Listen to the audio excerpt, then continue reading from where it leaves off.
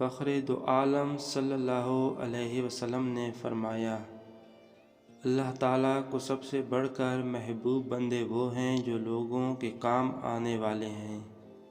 اللہ عز و جل کو سب سے زیادہ پسندیدہ عمل کسی مسلمان کو خوشی فراہم کرنا یا اس کی کوئی تکلیف دور کرنا یا اس کی بھوک مٹانا ہے۔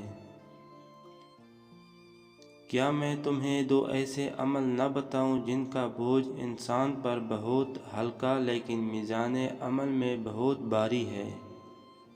حضرت ابو ذر نے عرض کیا کہ یا رسول اللہ، ضرور بتائیے۔ آپ صلی اللہ علیہ وآلہ وسلم نے فرمایا، خوش اخلاقی اور کثرت سے خاموش رہنے کی پابندی کرو۔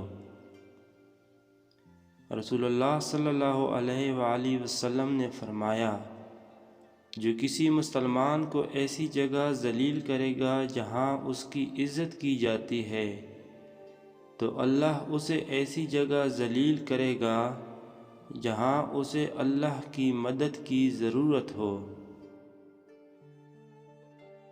اللہ تعالیٰ نے ایسی کوئی بیماری نہیں بنائی کہ جس کی دوا نازل نہ کی ہو، سوائے ایک بیماری کے، وہ بڑھاپا ہے۔ رسول اکرم صلی اللہ علیہ وسلم نے فرمایا، آدمی کے گھٹیا ہونے کے لیے یہی کافی ہے کہ وہ اپنے مسلمان بھائی کو حقیر و کم تر سمجھے۔ سب سے جلدی جس چیز کا ثواب پہنچتا ہے وہ نیکی کرنا اور رشتہ داری نبھانا ہے، اور سب سے جلدی جن کا عذاب آتا ہے وہ بغاوت اور رشتہ داری توڑنا ہے۔ نبی کریم صلی اللہ تعالیٰ علیہ وسلم نے ارشاد فرمایا، جو شخص کسی کو بدنام کرنے کے لیے اس میں ایسی برائی بیان کرے جو اس میں نہ ہو تو اللہ تعالیٰ اسے دوزخ کی آگ میں قید رکھیں گے یہاں تک کہ وہ اس برائی کو ثابت کر دے۔ وہ ثابت نہیں کر سکے گا۔ رسول اللہ صلی اللہ علیہ وآلہ وسلم نے ارشاد فرمایا، دوزخ کی بدترین جگہ پر وہ عورتیں ہوں گی جو بے پردہ ہو کر گھومتی ہیں۔ رسول اللہ صلی اللہ علیہ وآلہ وسلم نے ارشاد فرمایا، بدترین گھر وہ ہے جس میں کسی یتیم سے برا سلوک کیا جاتا ہو۔ رسول اللہ نے ارشاد فرمایا، مریض کی عیادت کرنے والا واپس آنے تک جنت کے باغ میں رہتا ہے۔ رسول اللہ صلی اللہ علیہ وسلم سے پوچھا گیا، سب سے افضل انسان کون ہے؟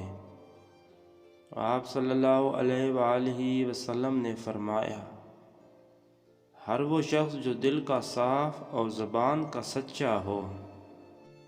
رسول اللہ صلی اللہ علیہ وسلم نے فرمایا، میں ان تین اشخاص کے لیے جنت میں گھر کی ضمانت دیتا ہوں، جو حق پر ہونے کے باوجود جھگڑا چھوڑ دے، مذاق میں بھی جھوٹ نہ بولے، اور جس کا اخلاق بہت ہی اچھا ہو۔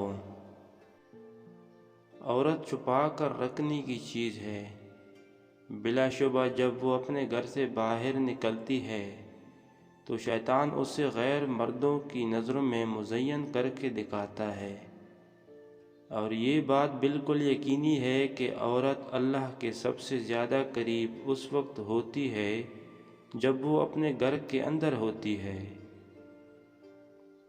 یہ بات جان لو کہ یہ عورتیں اپنے شوہروں کے ہاتھوں خدا کی امانت ہیں، اس لیے مرد حق نہیں رکھتا کہ انہیں کوئی ضرر یا نقصان پہنچائے اور ان کے حقوق کو پامال کرے۔